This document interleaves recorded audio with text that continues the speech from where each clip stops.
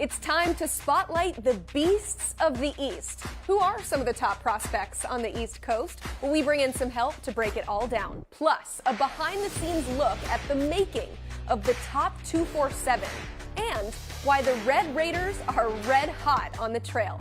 All that and more as the college football recruiting show starts right now.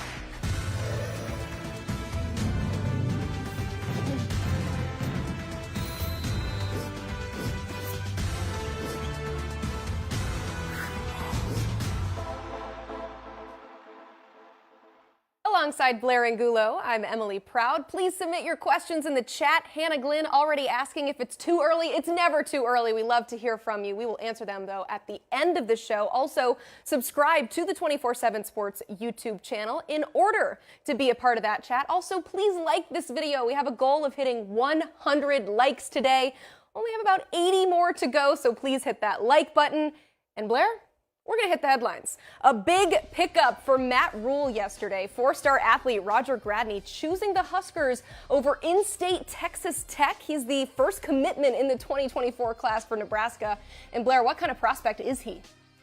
A fast one. Roger Gradney has a 10-7 100-meter dash to his name. He had 4 kick return touchdowns last season. He can play some wide receiver. He can play some defensive back. Our director of scouting, Andrew Ivins, likes to point out Nebraska's affinity for twitchy athletes and fast recruits. Matt Rule certainly has a type, and Roger Gradney checks a lot of those boxes. We'll hear from Andrew in just a sec. Meanwhile, over the weekend, Tennessee landing a commitment from 2024 corner Marcus Gorey Jr. He picked his home state school over programs like Colorado, Michigan, Michigan State, and Nebraska.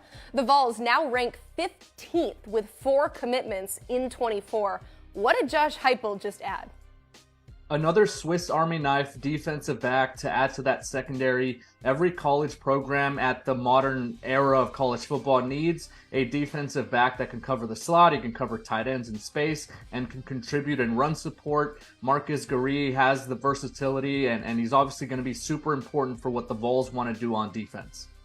2024 four-star linebacker Aaron Childs has set 2 officials for June. First, Florida, and then Michigan. That'll be his second trip, though, to Ann Arbor by then.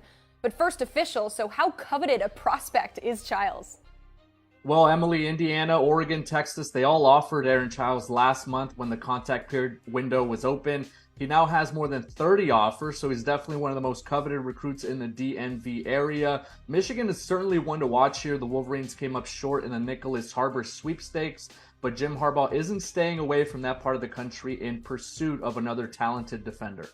Speaking of, we will hit the biggest prospects on the East Coast with Brian Dohn in just minutes. Meanwhile, 4-star edge and the number 2 prospect in Hawaii told you, Blair, that he will take an official visit to Notre Dame in June. Enelu Lafayette will also visit Wisconsin the week before. What did he tell you about his recruitment so far? The message from Anelu is that summer official visits will be super important, considering that he wants to be able to take those trips and then make an early decision. Oklahoma, Arizona, ASU, Oregon, Washington, USC are just some of the schools he wants to visit next month. It's obviously going to be a huge deal for a player from the islands to be able to make it to the mainland. And as he narrows his recruiting focus, those trips are going to be super important. All right, as promised, let's welcome in our Director of Scouting, Andrew Ivins, to give us a behind-the-scenes look at the rankings process for 2024. Andrew, obviously very still early in this cycle, but your weekly rankings meetings, tell us about the process. What is it like right now putting together a Top 247? Fun.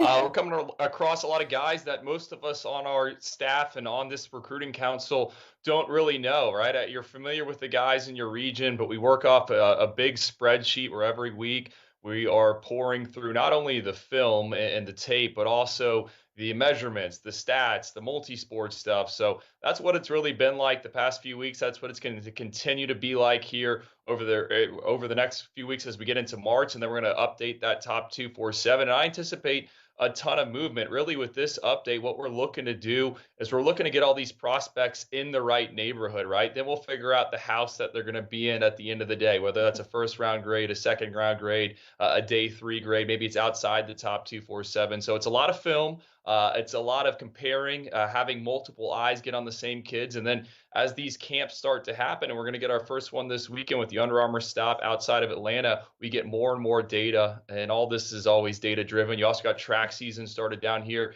in South Florida. I know other parts of the country as well. So we're collecting data. This is just the start of the process, but it's a lot of fun, again, because you're watching a lot of film and you get to see guys from different parts of the country and kind of uncover them. Yeah, you said it. We'll have to wait until March for the next rankings updates, but there's still a few recently named 4-stars on Top 247 watch. So let's start with one of them. How about Selman Bridges out of Texas? What about the corners game has you considering a jump into that Top 247? It's the frame. You know, he's listed anywhere from 6'2" to 6'4", depending on whether that's a huddle or a certain service. This is a kid we saw down in Miami at the Battle of Miami event. Gabe Brooks, our analyst there in Texas, he said, keep an eye out for this guy. I couldn't miss him. I mean, he is that big on the sidelines. I think there was one play where someone threw up a jump ball in the end zone, and he just swatted it away. He's got tentacles for arms. He's really good in the air. He can run as well, has a little bit of a track background. And if you look at the NFL draft, the top 2 rookie corners, both those guys were long, lean individuals, Tyreek Woolen, Sauce Gardner, and we see some similarities with Selman Bridges. So we really like him. Would not be surprised if he finishes somewhere in that top 247 in this update. And he's a guy that keeps climbing in the rankings. He's getting all the big offers. We like to see that, but we trust our eyes, and we were on Selman Bridges a little bit early there because we think he has the tools to make a difference at the next level. Texas Tech commit Ivan Carrion is another newly minted 4-star. Andrew, what stood out that prompted you and the rankings council to bump up his ranking?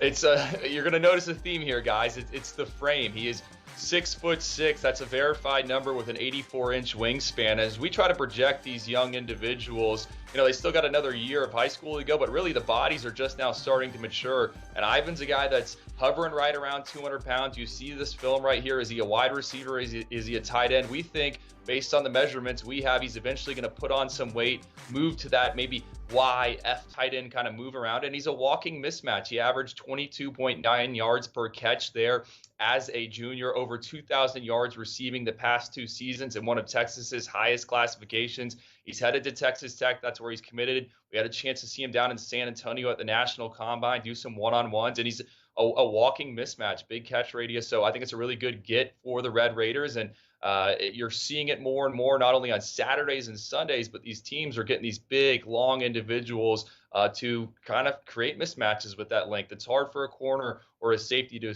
stick with a guy that has that near 7-foot wingspan.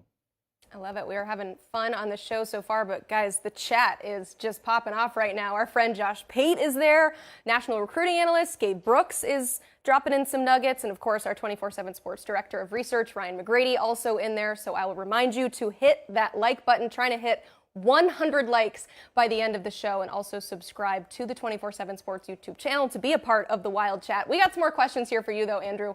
We'll do a deep dive into Texas Tech recruiting a little bit later in the show, as you were just talking about. But how about a Michigan State commit, Jamari Howard? He pledged back in September when he was considered just a 3-star corner. He has now earned that 4th star. You just saw him recently in person. What did you see that makes him a top 247 candidate?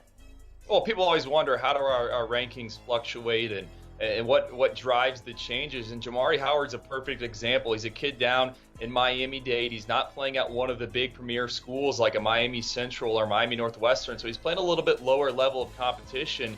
And that's why we wanted to get some eyes on him. And I happened to run into him at a 7-on-7 event in Naples. He was playing for the South Florida Express. We knew he was big. We knew he was over 6'1". We knew he was extremely long, near 80-inch wingspan. Again, we keep talking about heights and weights here and frames and trying to project long term. But Jamari Howard, we knew he was big.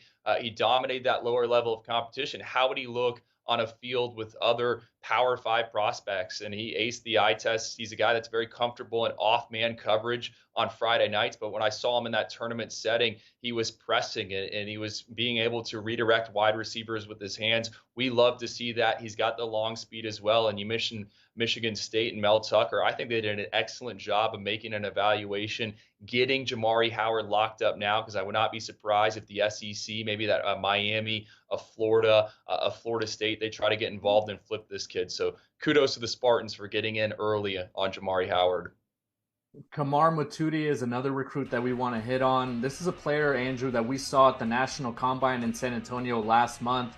I was actually on door duty during the registration, so I'm kind of filtering through some of the prospects as they're coming in. I looked at him and I'm like, oh, who's this guy? He actually plays at Campbell Hall in Los Angeles, a smaller high school, so maybe doesn't have the attention. But what propelled him, and what have you seen from the West Coast linebacker that's made him now a 4-star prospect?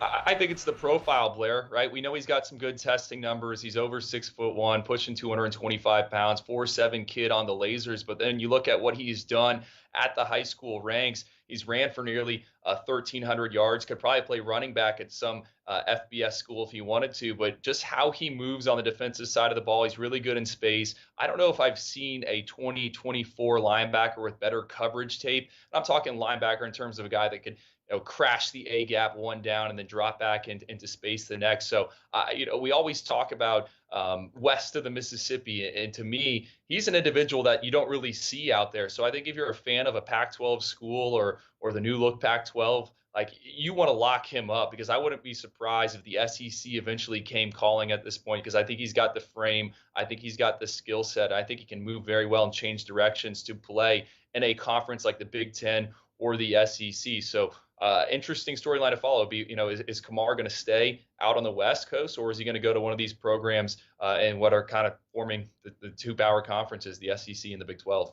Or excuse me, the Big Ten. The Big 100 at this point.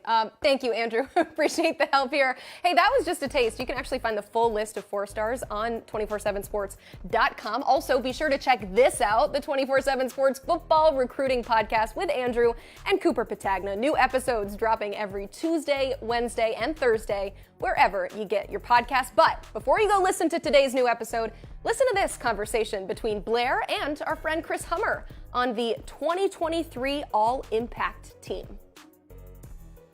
Joining us now is Chris Hummer. He's a college football writer and transfer portal guru at 247 Sports to break down the All-Impact team, looking at the 2023 recruits that can make an impact as true freshmen this coming fall. And Chris, let's begin at the top. At quarterback, you have Dante Moore making an impact at UCLA, and you picked Moore over guys like Arch Manning and Nico Iamaleava. Why is that? First, I want to preface this by saying quarterback is by far the toughest position to pick on this list. Week 1 last season, we only had one true freshman starter the entire FBS, UConn Zion Turner. So in the transfer portal era, it's really difficult for quarterbacks to get on the field. And I would say Dante Moore is less likely than likely to get on the field for UCLA, at least week 1, with Colin Shelley coming in as a transfer. But UCLA's room is a little more open than those other places. Nico is at Tennessee, where Joe Milton seems to have a pretty strong hold on the quarterback room there.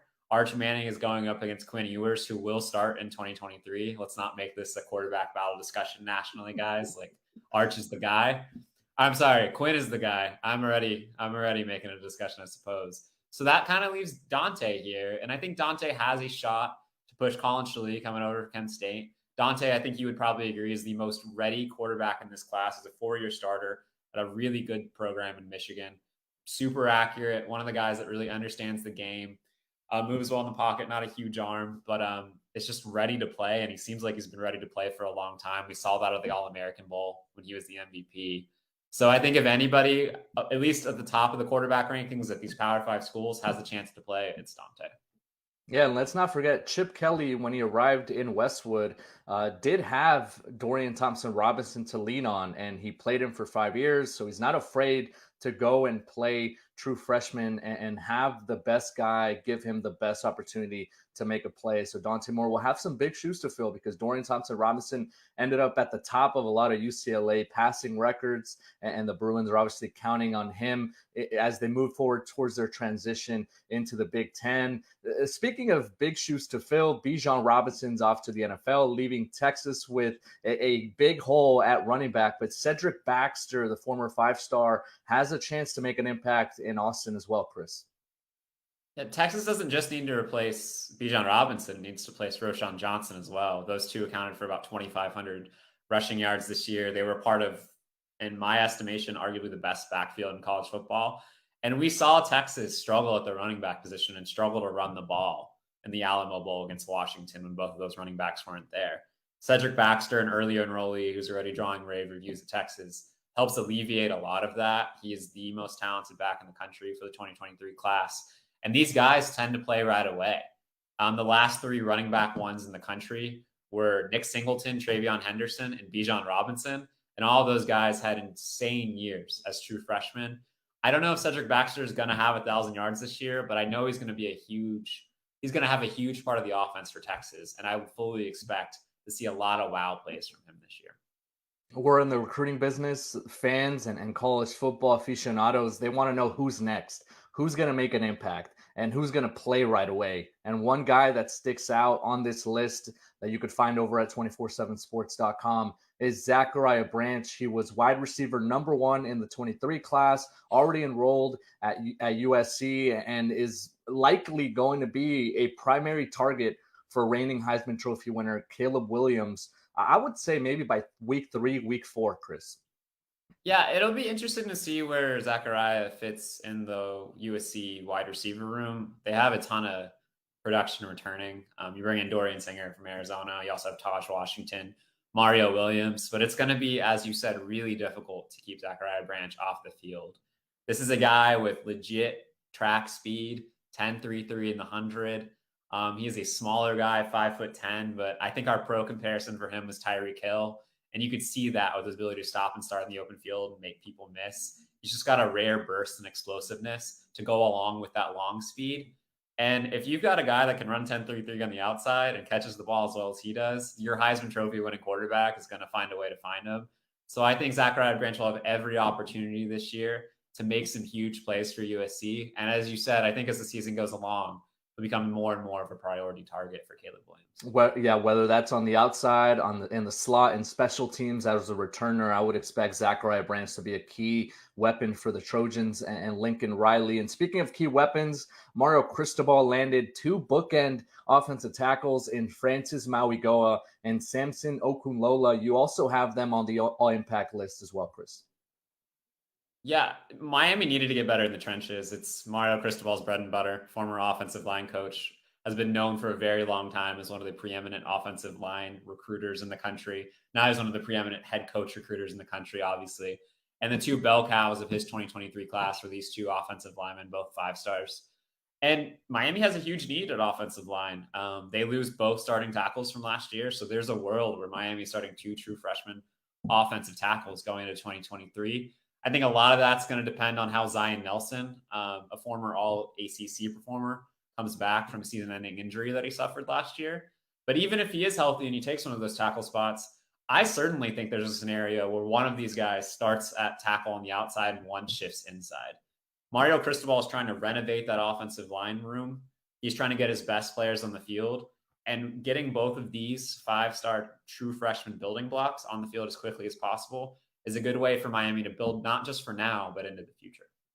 Speaking of building, Georgia's already built this powerhouse, this juggernaut defense, and Damon Wilson comes in with maybe not the highest expectations because I'm not sure they really need him, but I think he's going to work his way into the field as well. Blair, I don't want to disagree with you too much, but I think there's a scenario where Georgia really needs him. Outside of Michael Williams, there's no real proven pass rushing production coming back for Georgia. Michael Williams obviously was a true freshman this year and had one of the best true freshman performances of anybody in the country. And I think Georgia needs pressure, non-generated pressure through the blitz.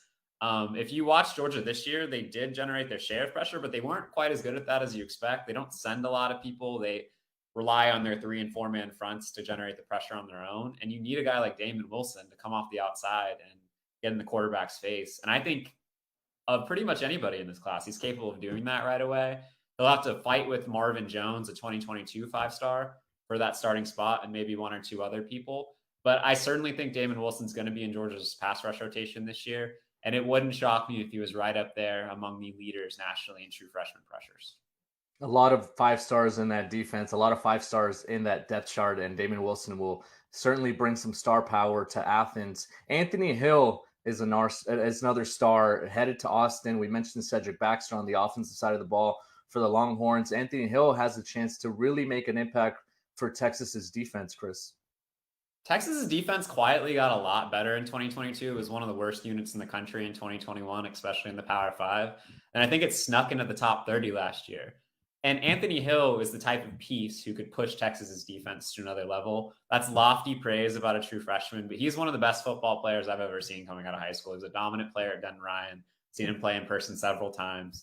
Can do it all on defense, but he's going to be probably an inside linebacker for Texas, at least to start. And there's an open starting spot for Texas, and Devontae Tucker Dorsey's open position in the starting lineup. So it wouldn't shock me at all if he's a week 1 starter for Texas. Even if he's not, I think he'll push his way there eventually. But he's going to have a huge impact for Texas in year 1. He'll be a key player on special teams. I think he'll be a solidifying presence in the middle of the defense. And he is going to be part of a Texas team that has a legitimate chance to win the Big 12 this year. A huge flip for Steve Sarkisian to get him from his original commitment from A&M. I did want to round out the defensive talk with a couple other players in the secondary. Peyton Bowen headed to Oklahoma. We all remember the drama surrounding his recruitment down the stretch on National Signing Day, was committed to Notre Dame for such a long time, flipped to Oregon on signing day, didn't end up signing, and now will be staying closer to home and playing for the Oklahoma Sooners. And Brent Venables needs all the help he can get on the defensive side of the ball. And then another safety, Caleb Downs. We don't really talk about true freshmen making an impact at Alabama, Chris, but Caleb Downs has all the tools and the skill set to really make an impact for Nick Saban. Yeah, let's start with Caleb, because I think Caleb Downs, because I think he's the most simple one to deal with here. Alabama needs to have 3 new starters in the secondary, and I think you can almost write it in pen right now that Caleb Downs is going to be one of them. He is that good. I think pound for pound, he might have been the best player in the country in the 2023 class. His brother's Joshua Downs, former North Carolina receiver. It's in his bloodlines, and he is the most ready to play true freshman in the country, in my opinion. I think he's on a Minkah Fitzpatrick path. If y'all remember, Minkah Fitzpatrick was a day 1 starter for Alabama. He's had a little bit of everything in the secondary for Nick Saban. And I think Nick Saban's going to fall in love with Caleb Downs. Nick Saban's a DB coach. And I think Caleb Downs has all the makings of his next kind of favorite guy. So I expect him to have a huge impact. As for Peyton Bowen, I think it'll be really fun. I think people are going to remember the recruiting process at the end of it. But in my opinion, all that happened here was Jackson Arnold got a natural roommate. They were high school teammates. I don't think we'll see Jackson Arnold on the field right away because of Dylan Gabriel, but I fully expect Peyton Bowen to maybe not start right away, but to be a big factor for Oklahoma's defense. That Sooners defense struggled a little bit in Brent Venables' first season. It needed an infusion of talent. And I think Peyton Bowen, who can do a little bit of everything in the secondary, is going to force his way onto the field quickly. He's one of the best high school players I've seen for the 2023 class. Obviously, I'm based in Texas, so perhaps a little bias with my evaluations on that front. But it's a lot of fun to watch Peyton play. He's got center fielder traits with the ability to pick off passes like nobody's business coming out, and he can also play in the slot. So it'll be really fun to watch him play and help Oklahoma's secondary. A lot of fun, Chris. That's what we just had here, breaking down the all-impact team for 2023 recruits, potentially getting a chance to see the field early on. And these are obviously some strong candidates. You could check out the full list over at 247sports.com, and you could follow the work of Chris Hummer. He's a college football writer and national analyst covering the transfer portal over at 247 Sports. Thanks so much, Chris. It is time to continue our series of breaking down the top prospects region by region. Last week, we took you to the West and the Midwest, and now we take a look at the beasts of the East. And to help us do that, here's Brian Dohn, our national recruiting expert with a little Northeast emphasis, also apparently someone that emails Blair about the shirt to wear and does not include me on the email. You guys both look great, but I feel a little left out from the email. So next time, remember to CC me. Hey, let's talk about recruiting. How about it? From New England to the Carolinas, how does the top group of prospects this year compare to previous cycles? Yeah, I'm really curious to see how it starts happening in the spring. But right now, I feel like it's a little more top heavy than maybe the last class. There's a lot of depth on the defensive line. I feel like, especially in the Maryland, Washington, D.C. area. But it's really going to be something that really comes to fruition when we start getting out to camps and seeing these kids a lot more in the spring. But initial inclination is that there's some really good edge rushers and defensive linemen stretching from South Carolina up to New England in this class. In the chat right now, there's a bit of a back and forth about New Jersey, apparently. So if you are somebody that lives in New England or that area, it's not a very nice conversation, I'll tell you that much. Definitely subscribe to the channel so you can be a part of that chat. But I will remind you again to hit that like button. We would love to get to 100 likes by the end of the show. And look, Brian's smiling. Imagine how much he'd be smiling if we got to 100 likes. So please hit that like button. I want to ask you, though, about a player that I really like, and he is the #2 quarterback prospect out of Charlotte. That's Jaden Davis. We've talked a lot about his recruitment on this show, as he has, of course, garnered interest from the likes of Michigan, UNC, Tennessee, and a whole lot more. But Brian, what makes him such a special player? Yeah, I mean, first of all, I thought I'd be done talking about him as a prospect by now for you to be committed to Michigan. But, listen, he's a smart kid. I was able to get out to one of his practices in November and watch him there, where you really get a sense of how he runs things from a leadership standpoint. He's a guy that everybody on the offense at Providence Day goes and looks to for direction, for comfort, for calming influence, and also for big plays. He throws a nice ball, really tight spiral.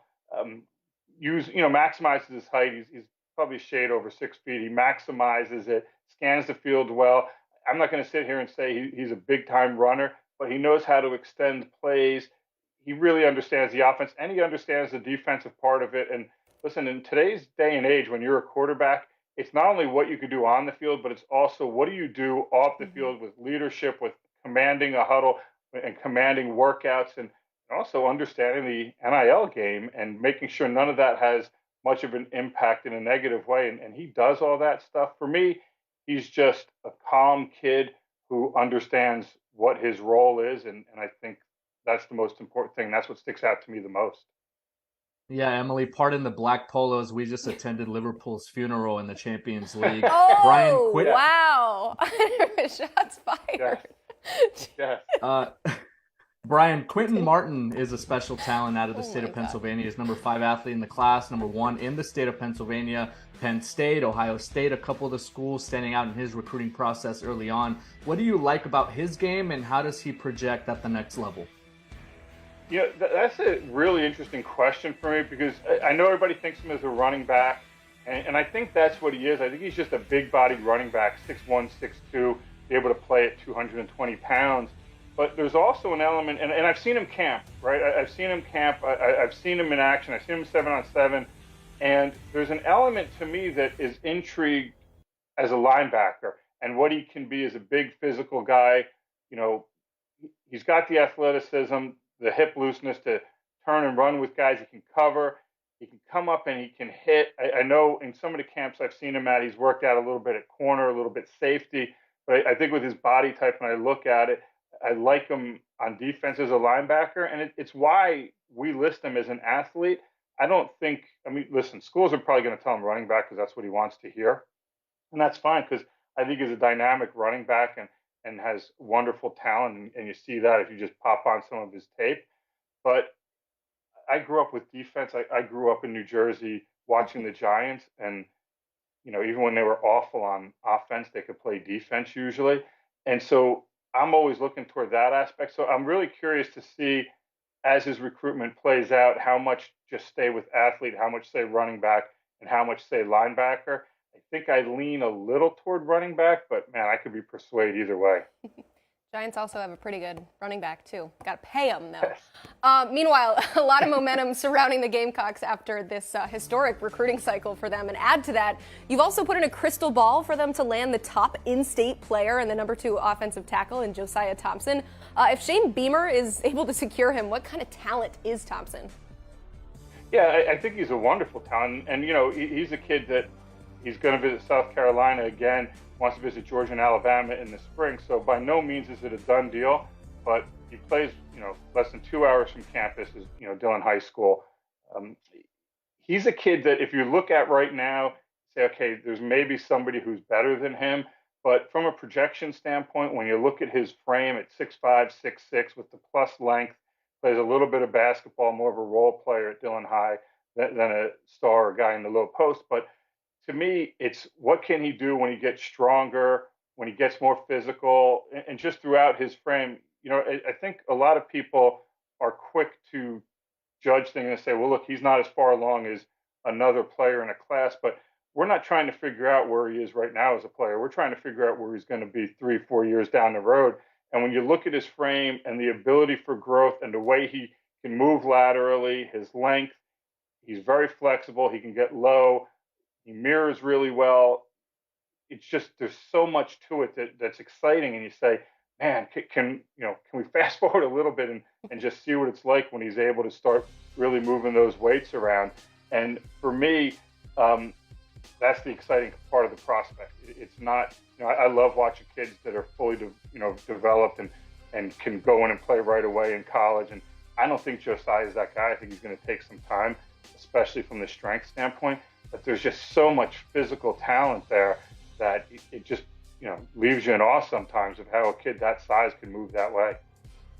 Kalen Adams is a top 100 wide receiver from the state of Virginia, already released a top 4 of Penn State, Virginia Tech, West Virginia, and Pitt. What does he bring on the field, Brian, as one of the best pass catchers in the 24 class? And what can you share about where his recruitment stands? Yeah, we'll start with the recruitment aspect. And you mentioned the top 4, and then lo and behold, Alabama offers right after that, and it turns into a top 5. And Ohio State's trying to get him on campus in the spring, and Ohio State is yet to offer. I'm told they like him. They want to get to know him more. And if Ohio State offers, I think that could be something that really changes things up. I was talking to somebody about his top 4, and they said, well, it's the top 4 for now, but we'll see if he winds up at one of those schools. So there's still a lot to go on with that. And I checked with Kalen on Tuesday afternoon. Doesn't have anything set up for visit-wise yet. He doesn't plan on deciding until the summer, so there's plenty of time to go there. So then you look at him as a pass catcher, and he's a kid that makes a lot of plays for one of the most successful public schools in Virginia Beach Green Run. And, you're talking about a kid who 41 catches, more than 1,000 yards, 16 touchdowns, really hard to cover one-on-one. He's physical.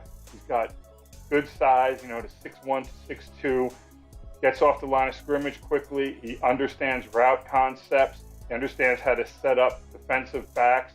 And he's very difficult at the top of a route because there's a physical aspect, and he also uses his body really well. I mean, listen, this is a kid I remember when he was in 8th grade and there was a camp, and Dre Bly, who's also from the Virginia Beach area, he was recruiting him. Dre at the time was at North Carolina, and he offered Kalen. I thought, wow, 8th grader, let's see what this is about, because it usually takes a special talent. And Kalen fit that.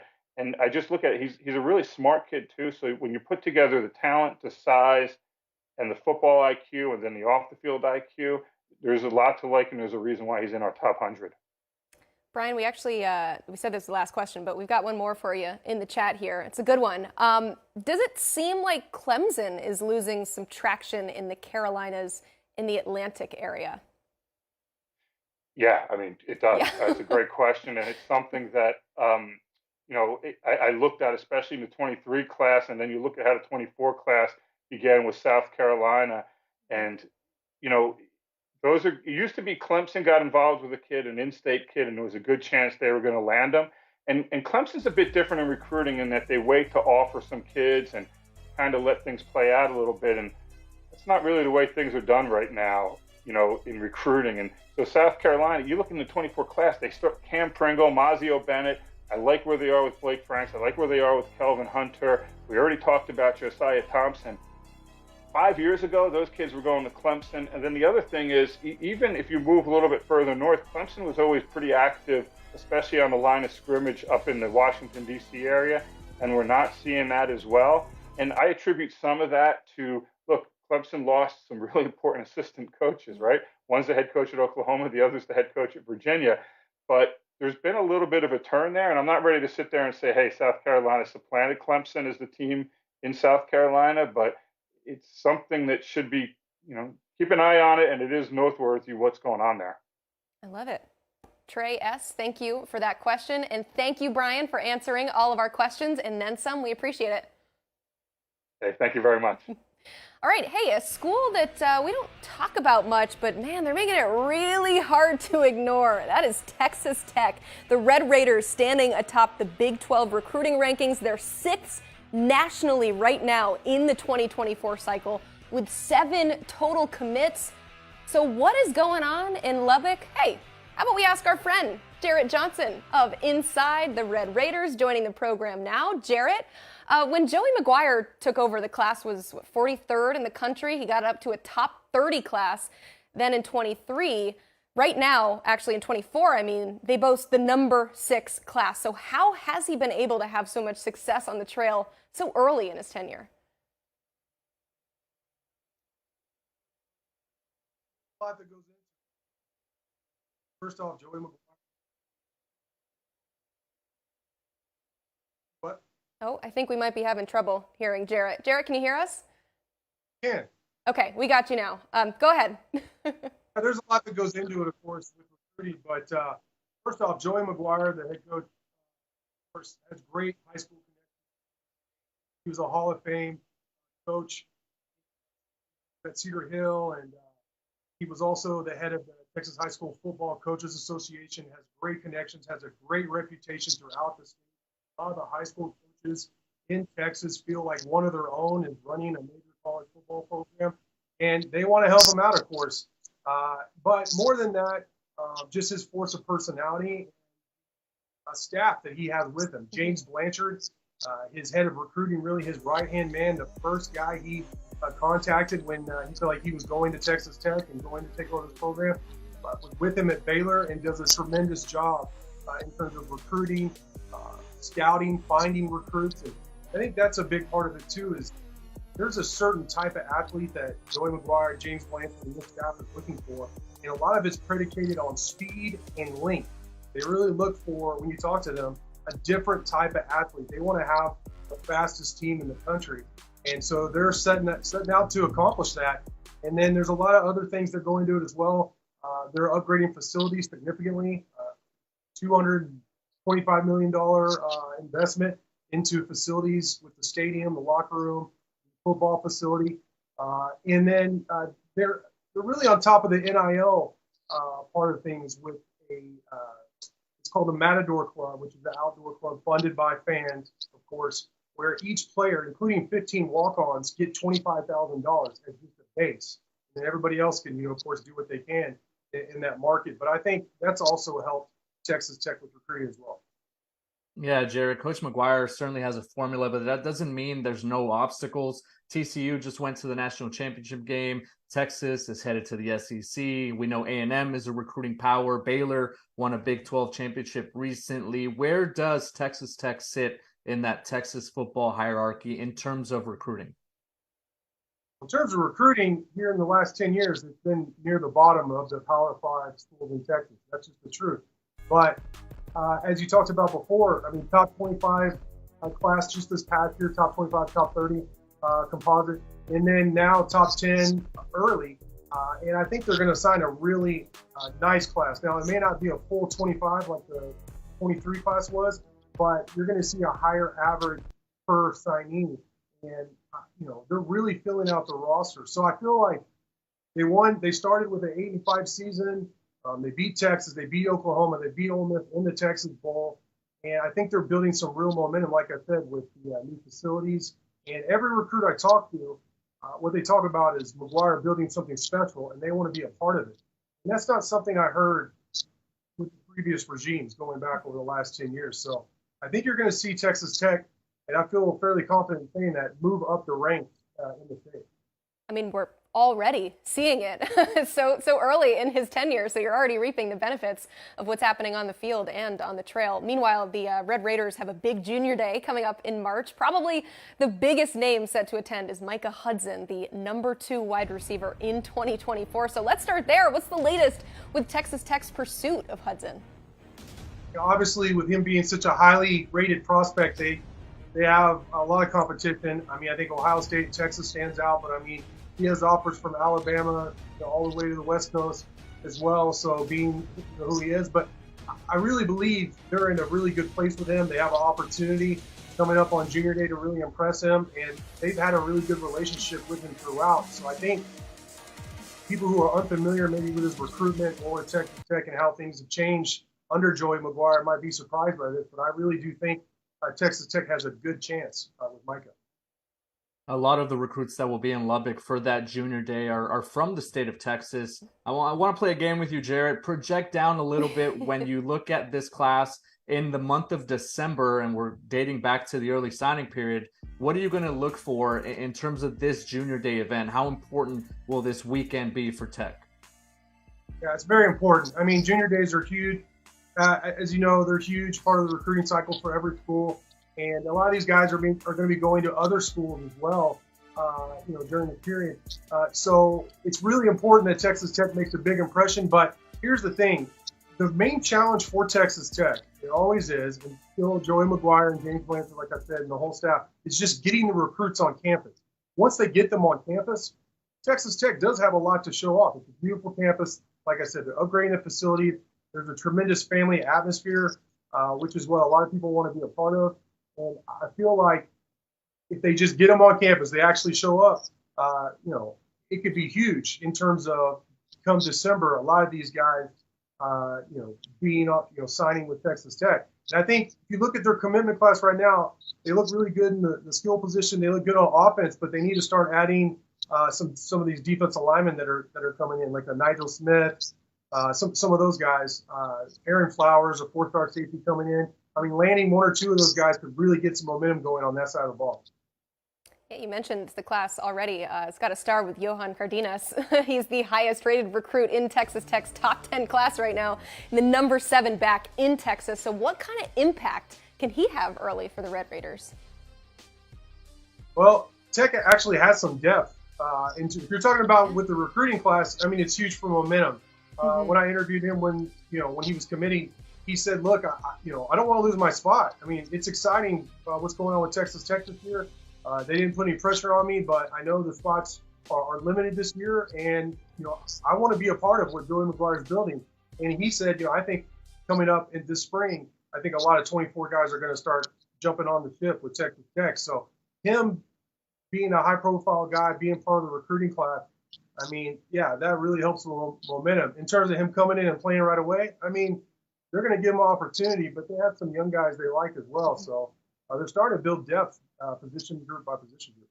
Yeah, good problem to have, figuring out who to play. Jarret, I appreciate you coming on the show. Thank you. Hey, thanks for having me. Well, as I said, Texas Tech needs to be on your radar as we look ahead to the upcoming cycle. So check out Jarret's work at Inside the Red Raiders. Blair, I was really trying to listen to that interview. I thought he was doing a great job. I was learning a lot about the Red Raiders, but producer in my ear here is just will not get off my back about these likes and the things that he is saying about our viewers right now. I'm not going to say out loud, but essentially it boils down to this. We have well over 100 people watching this show. We don't even have 50 likes. We are 5 away from 50. So if you hear the sound of my voice, please hit that like button. I would like to get that ratio. I mean, if there's 115 people watching, we should easily get to 100 likes, right?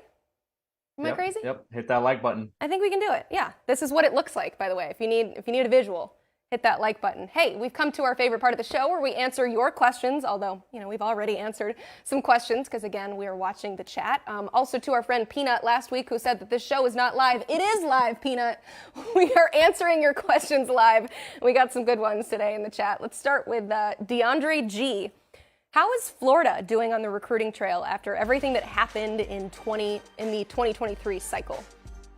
Well, I think they're doing really well to begin things off, right? This is a class that's top 15 right now nationally, 4 commitments. They already have their quarterback. in DJ Lagway. That was a huge win for them to basically start building a class even before they put the finishing touches on the 2023 recruiting cycle. Lagway gives them a nice bump up at the quarterback position after the fiasco, or the whatever situation you want to call the Jaden Rashada decommitment and asking out of his NLI. So I think they're in a really good spot. They have a couple legacies in the class in Chauncey Bowens and Miles Graham, and they're going to continue to make headway, I think, with skill position players. And when you have a DJ Lagway already in the class to help push you and to help motivate other recruits, and once he starts to generate headlines, if he goes out to a showcase, if he goes out to an event, if he competes well and makes the Elite 11 finals, that's only going to elevate what Florida can do on the recruiting trail when they're making those pitches to those skill positions, to those offensive linemen, to building a better offensive front. And you can just say, hey, come play with this guy who's making a lot of noise. So I think the key will be to see what happens with DJ Lagway this spring and summer as he generates some more headlines. Yeah, when it comes to the Gators, I mean, I'm less concerned about the Jaden Rashada situation because I do think it is an outlier. But I think the fact that so many of these other top programs in Florida are starting to gain a lot of momentum on the recruiting trail. You see what Mario Cristobal is doing at Miami, and everything that's happening with Florida State. I mean, it's seeming like they could potentially win the ACC this year or contend with Clemson. So how much do you think that the rise in the other big schools in Florida has really kind of turned up the heat for what Billy Napier is doing?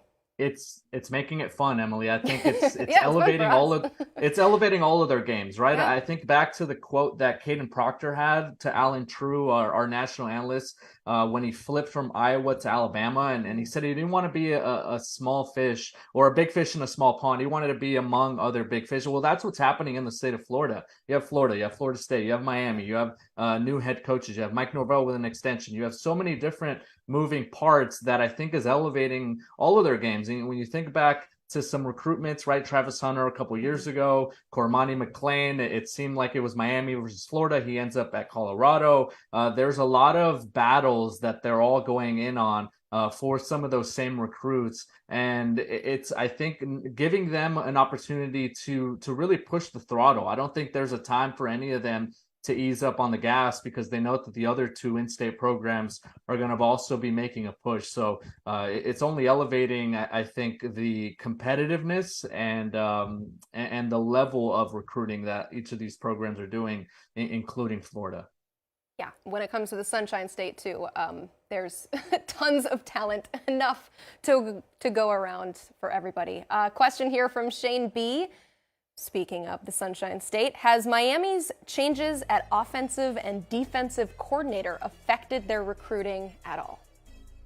Not yet. We haven't seen anything of concrete noise or of anything tangible with the Hurricanes. I think once spring training or spring football kicks off and we're able to see maybe what each of those units look like a little bit more, when recruits are able to get on campus and meet with both of these coaches, the coordinators, and get a feel for the direction that Mario Cristobal wants to take this program, that's where we're going to see a bit more impact. We're going to see a bit more difference in terms of recruiting. And then I think holistically, when you look at what the season will bring, there will be some changes. We want to see Miami be more competitive. We want them to be a little bit more attractive on the offensive side of the ball and put up points. That's going to be the key. That's going to be when Miami can really make a move on some elite prospects to actually show them with tangible examples on the field of what that team looks like, what the trajectory of that program looks like, and then obviously having an attractive brand of football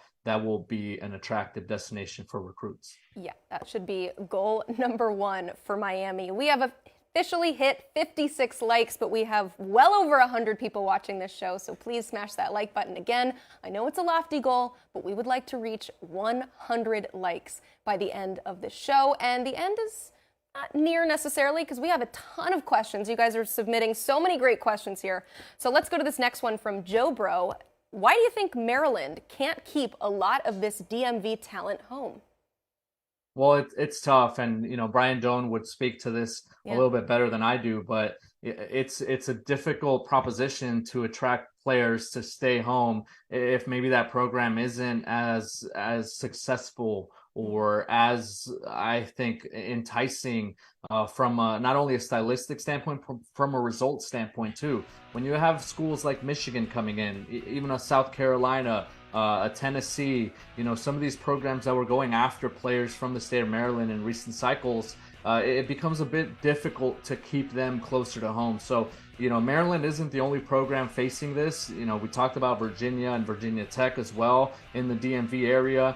We've talked about Clemson having difficulty in the Carolinas. That's kind of the byproduct of having so many good programs in close proximity to your campus, right? Georgia can go up the coast and really, I guess, pick and choose whoever they want. Tennessee is becoming that program now. Michigan heads a little east to go get players. Penn State's another one that's mentioned a lot. So it's difficult unless you're winning at the rate that we saw Clemson winning, at the turn of the 2010s, and I think they've fallen off a little bit, but unless you're really producing on the field and making that program a destination for NFL development, it's going to be a lot harder to make that pitch and to make that sell.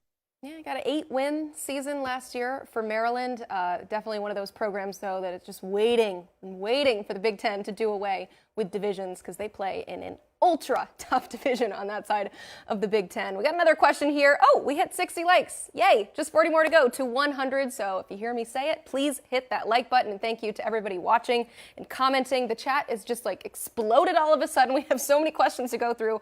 But let's hit this one from G-Man. Who are some of the top prospects that Nebraska should go after? Well, I'm going to mention one that we just saw at Battle Vegas a couple of weeks ago. David Hall from Bellevue West. We really liked what he's able to bring as an athlete. And when you think about what Malachi Coleman brought to that class in 2023, David Hall has a lot of the same traits, really long, really twitchy, athletic, has some speed, is kind of a ball of clay. You don't know where he's going to be or what he's going to be able to be molded into. But everyone that I think we talked to and everyone that has seen him kind of agrees that David Hall is a huge target and a huge priority for Nebraska. And then we touched on it earlier about the attractiveness to speed. And how about Gatlin Bear from the state of Idaho? He's one of the best athletes in the country, has a couple 10.5s to his name in the 100-meter dash, is really high on Nebraska early on in the process, also likes Michigan. Our national analyst, Brandon Huffman, has been writing about Gatlin Bear and his recruiting, I think, escapades or visits and things like that. So the Cornhuskers are going to be zeroing in on these guys, as well as Dylan Raiola. We don't want to forget him, the number one quarterback in this class, the number one overall prospect, a legacy who has an uncle on the coaching staff. To be able to get him would be monumental, would be huge. And then it would only attract players like David Hall and Gatlin Bear, who would be, I think, on the benefiting end of catching footballs from Dylan Raiola, if that were to happen, right? If they were to be able to get the number one prospect in this 24 class. Yeah, and if we learned anything from what Matt Rule did at Temple and Baylor, is he loves to find those traitsy guys, those guys that have the speed, they have the frame, just needs to mold them, like you said, like the clay. Blair, your favorite discussion, I don't know if he's ever been mentioned on the show, but Cody Wilson asks, can Georgia still land Deuce Robinson? I think so. And, okay. I put in the crystal ball prediction to USC last week, and I prefaced it by saying that I don't know if that means he's going to commit to USC. I just think that that's where the momentum is. That's where a lot of the buzz that I'm hearing in the state of Arizona is on the Trojans for Deuce Robinson. I'm not counting out Georgia.